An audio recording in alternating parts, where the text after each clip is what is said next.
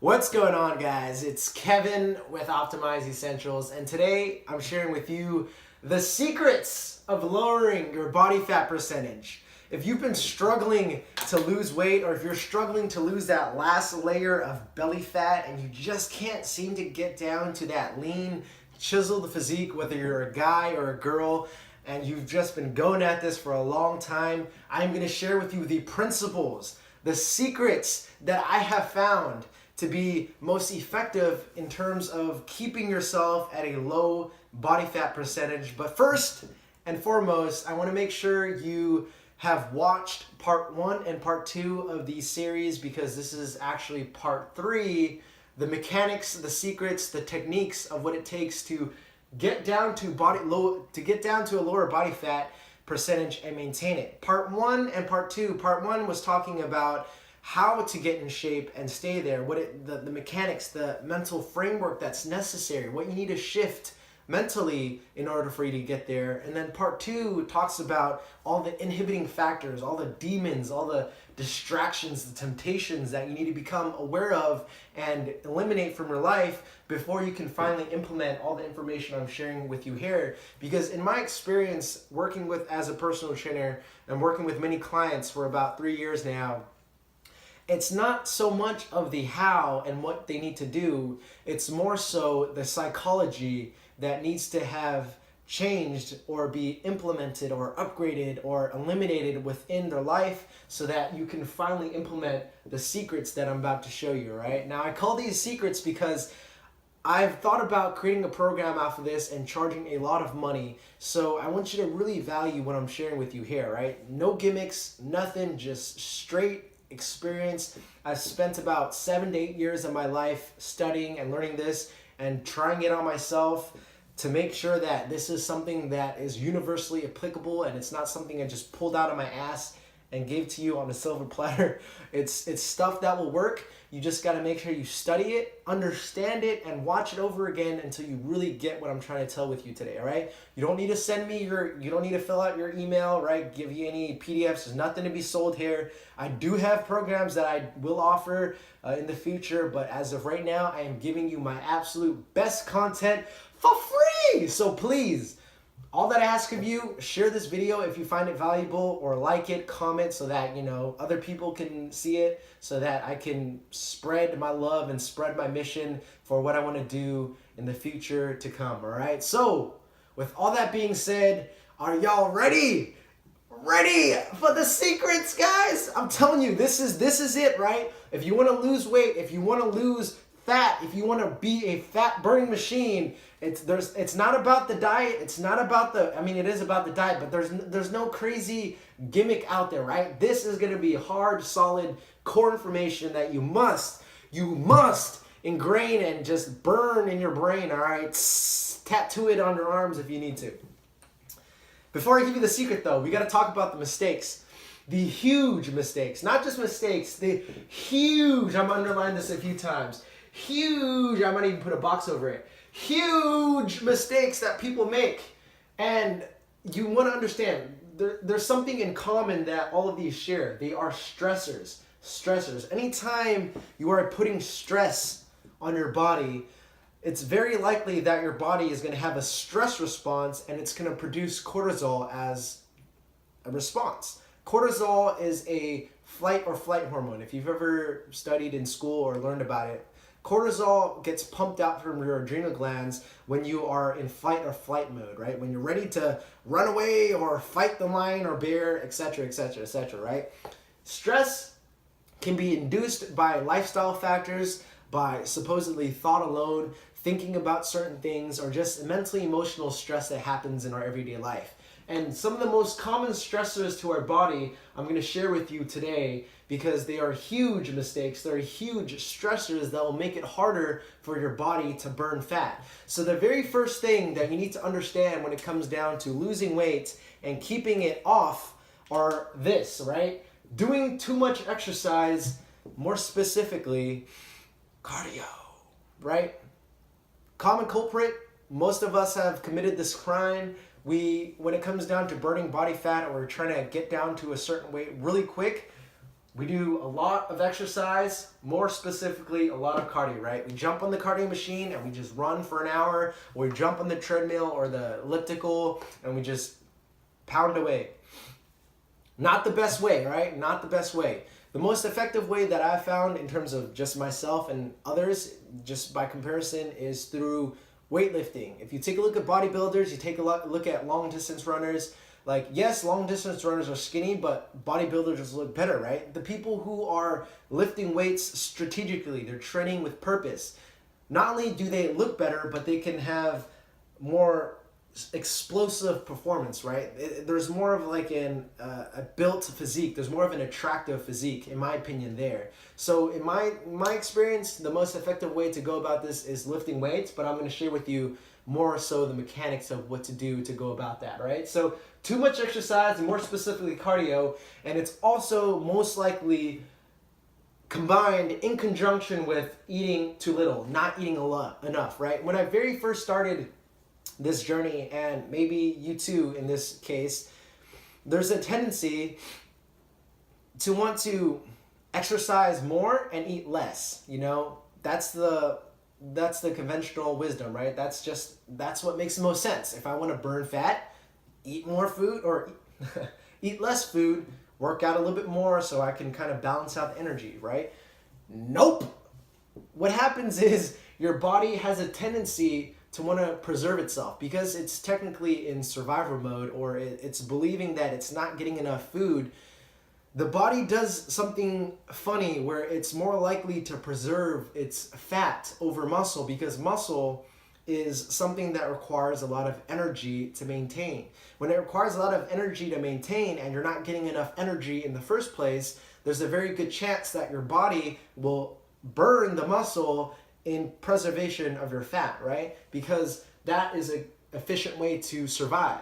So you don't want to eat too little and exercise too much, because when you're exercising, you're putting your body through stress. Does that make sense? You're breaking down muscle, you're burning energy, you're using energy to kind of maintain whatever activity that you're doing. And if you don't have enough energy because you're eating too little, now your body is all cooped up and like, ah! That's why if you look at the people in the Amazon and the jungle, yes, they look fit, but at the same time, they're really lean and skinny. You don't want to be like that. You want to be a fat burning machine, and one of the ways to do that is to lift weights, and not just lift weights like a chaotic person or do high intensity circuit training, which is something you definitely don't want to do.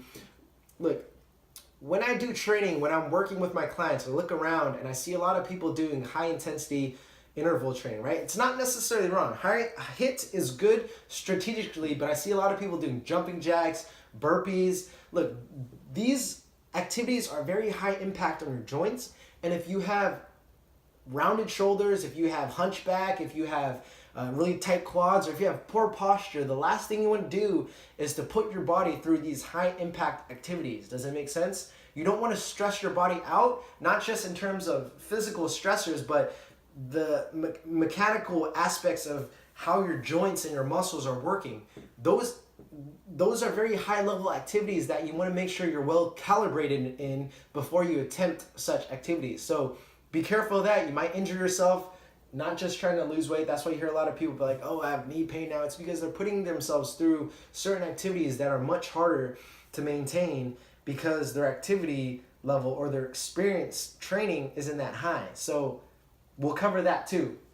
The next thing, you're not sleeping enough, or you're not getting enough quality sleep. Now, in today's society, a lot of us use our smartphones, a lot of us do things that create a lot of mental, emotional stress, and when we go to sleep at night, not only do we sleep late, but it's harder for us to sleep because we're so wired. We're like, we're just like zooted in our brain and we can't shut it down. So when you're not sleeping enough, what happens is your body becomes sleep deprived. And when you're sleep deprived, there's a very good chance you have elevated cortisol, right? You have a stressor that's going on because your body is not rested, and now it's not able to function at its fullest capacity, or it's not be able to function optimally because your body isn't getting enough energy. Does it make sense? You're not restored. When you're low on energy, your body is going to be out of whack, out of tune. There's going to be hormonal imbalances possibly because your body didn't get the restorative sleep that it needs.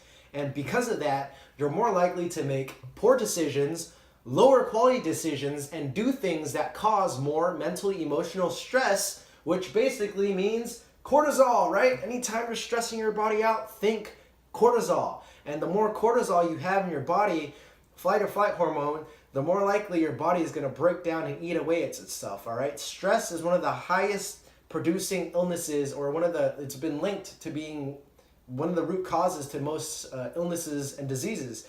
If you're not eating enough, you're malnourished, you're stressed, your body is stressed. If you're getting yelled at by your parents, your boss, or you're playing video games, which I'll tell you later, you're stressing your body out, right? So not sleeping enough. Also, there's going to be a tendency to want to pick up caffeine or certain substances to pick yourself up or change your state because you're not energized, you're not sleeping, you're not filled with your sleep, you're not getting enough beauty rest, right? It's called beauty sleep for a reason. So get enough sleep. To do this, sleep before 10:30 because that is when your circadian rhythm, the biological clock within your body, is starting to produce melatonin and you're ready to regulate yourself and go into restorative sleep. And when you're passing that threshold, you're out of sync with nature, you're out of sync with the moon and the sun, and that causes a lot of problems, not only with your body, but with the people around you, because when you're affected, you affect other people. Ooh, put that on Twitter, guys, or share this video. In your job, right? You're going to a job that you don't like. You're going to a job that you hate. You're going to a job that you loathe. You're just there. You're just trudging along. You're just like, just another day. I'm just making it, making another dollar. Another day, another dollar. Right? When you're in that state and you're not happy and you're stressed, what happens? Cortisol, right? Look, and then another thing with your job. If your job is just at a desk, sitting all day, crunching numbers, or you're doing something that makes you upset and frustrated, guess what? It's going to be that much harder to lose weight because you're not doing anything and the only thing you're doing is stressing about your job. So make sure you pay attention to your job. And then finally, video games. I put the question mark here because this is a theory of mine, right? When I used to play video games, League of Legends specifically, I remember I would get so tense and anxious and I was getting attacked, I was in the game, I was scared. Sometimes I would be playing and it's I'm in a team fight and it's just and I remember sometimes it would get so bad I would literally quiver. I was quivering because I remember I drank a lot of coffee and caffeine and I had a lot of pot too. I was a pot smoker and that would stress my body out and that would cause a lot of stress. So video games, anytime you're getting attacked, anytime you're emotionally involved and you're just tense, stress. And last but not least, once you've done all this leads to a tense body, and anytime your body is tense and it's not relaxed, again, you're gonna have poor posture, you're gonna look like a doofus, and you're gonna be most likely fat, stressed, or depressed. And these are all the hugest mistakes that you want to become aware of and eliminate as much as possible before we move on to the secrets, right? So take care of this. Find some things that promote relaxation like meditation, reading a book, going out for a walk, breathing in that good-ass prana, baby. If you haven't watched Infinite Waters, that guy's pretty funny. You should, I got that quote from him, right? Breathing in that good-ass prana. You need to breathe. Breathe into your balls, as Elliot Hulse would say. Just breathe into your body, because if you don't breathe for enough time, you're going to die, right? So why is such a vital life force, vital thing that you should be doing in everyday life? Why don't you do more of it? Breathe. Slow your breathing down. Breathe. And chances are you can't breathe good because your body is tense from playing a lot of video games, or really tense from your job, or really sleep deprived, or you're not eating enough, or you're exercising too much, right? Pay attention. It's all a vicious cycle, and if you don't take care of one thing, it's going to affect everything else. Now that we've got all this out of place, let's go into the secrets. The secrets of what it takes to maintain a lean, chiseled, low body fat physique, right? How do you maintain a low body fat percentage? Naturally, your body will maintain a low body fat percentage if you eat well, if you eat right, and you don't have much stressors. But it boils down to two very important factors that I personally have identified. Yes, are there more? Obviously, but these two are going to be the most important, and once I share it with you, it's going to revolutionize the way you go about it and think about it. All right, so the very first thing you need to understand is your basal metabolic rate. You need to have a higher metabolic rate.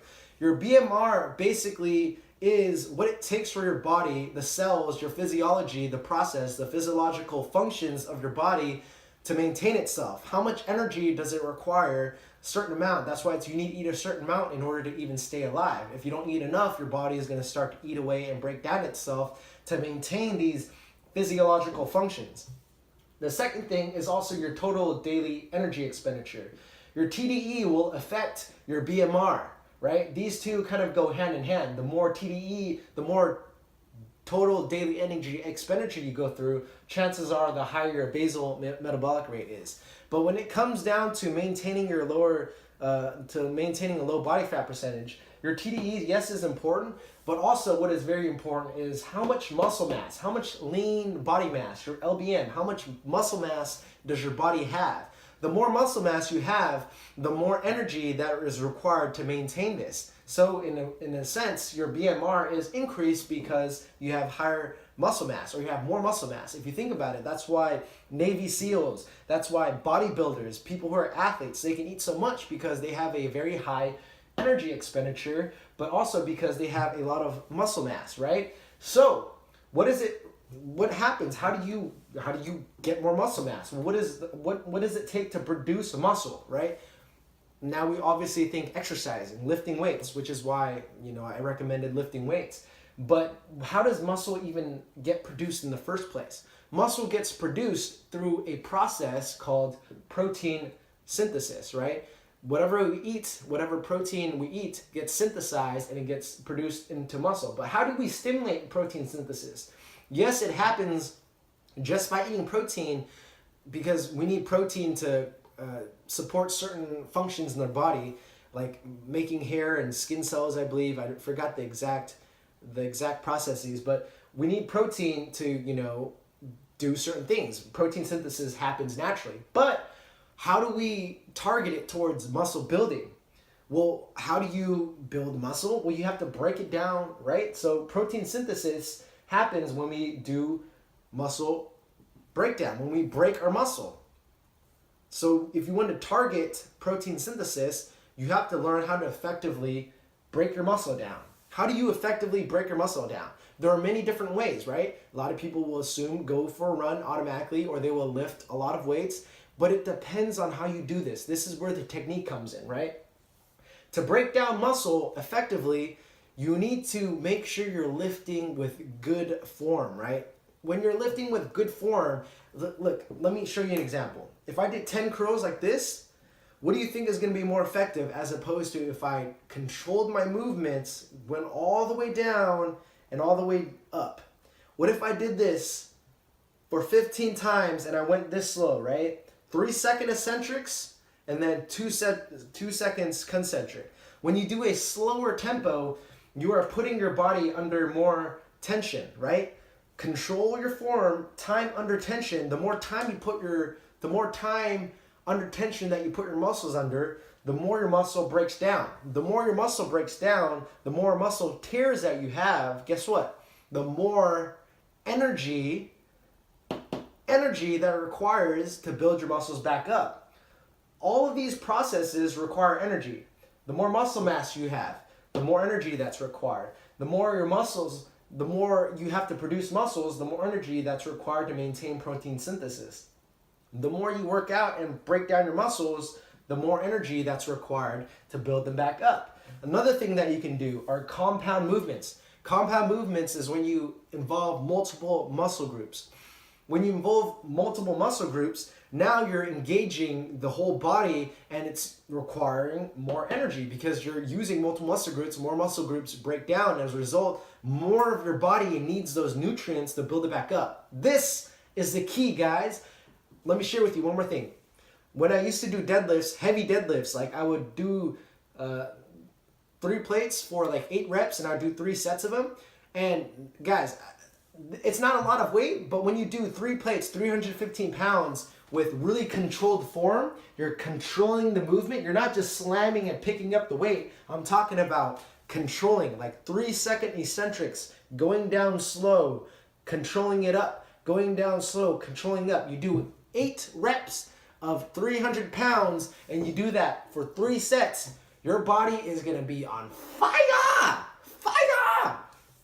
And when your body is on fire, not physically, but when your body is depleted, when your body is like broken down in a good way, because there's also overtraining. When you do it, overdo it, right? When your body is broken down to a good amount where it's like you're super, not drained, I call this a sponge effect, but when you've broken down enough muscles, now your body is a sponge. It's ready to absorb whatever energy, whatever food you feed it. And that is how you stimulate protein synthesis, right?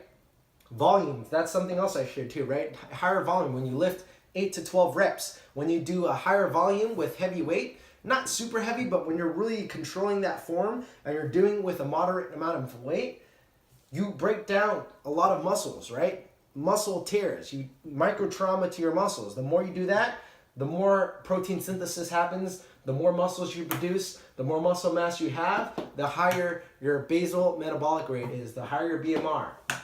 But your BMR is supported by good sleep, right? Now, once we've covered the muscle portion, you have to take a look at the total daily energy expenditure, right? What are the things that you are doing that are causing you to burn energy, right? If you've ever used a macro calculator, if it fits your macros, they ask you, what is your activity level? Why do they ask that? Because they need to calculate and keep in account how much energy are you actually burning, right? What are you doing at your job that is potentially going to factor into how much energy you're expending. And that is what it's called ADLs, your activities of daily living. Are you at a job that requires you to just sit all day? Or are you at a job that requires you to deliver packages? Are you part of the UPS? Are you a waiter or a waitress where you have to deliver plates of food and you're walking often? Or are you like me, who does personal training? I have to lift weights for some of my clients. Or a massage therapist, you're also always on your foot and on your hands, right? All these activities require energy. So the key here is energy expenditure through higher metabolism, through having enough muscle mass, and through other activities of daily living. Are you taking the stairs or taking the elevators? Are you walking enough?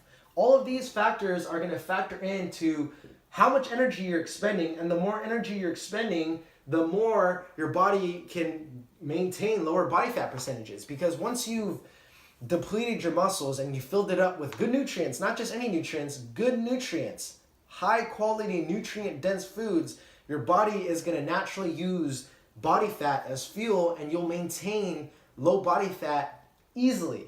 But in order for you to do this successfully, again, you need to make sure you're watching part 1 and part 2 of these videos, which is how to get in shape and stay there, the key fundamental psychological factors that you need to implement, and the inhibiting forces that are stopping you from actually implementing this information before you can do part 3, which is actually doing this. Now, once again, guys, this is all the most secret sauce that I have. Again, I can charge a lot of money for this, but I'm giving it to you for free. So all that I ask of you is share it with your friend. Make a comment, like the video so that it could go out into the far distance of the universe and get promoted. And stay tuned for more, guys. I have some programs coming up. Make sure you check them out if you are interested in what I have to share in supporting my mission in helping transform this world. Guys, stay tuned for part 4, maybe part 5, and videos to come. Part 4, I'm going to talk about... What am I going to talk about, part 4? Oh, yes, how to eat as much as you want, especially for the holidays, because that is more techniques that you can implement once you've gotten part 1 and part 2 down. Guys, it's Kevin. I'm back, and I'm going to stay here, so peace be with you.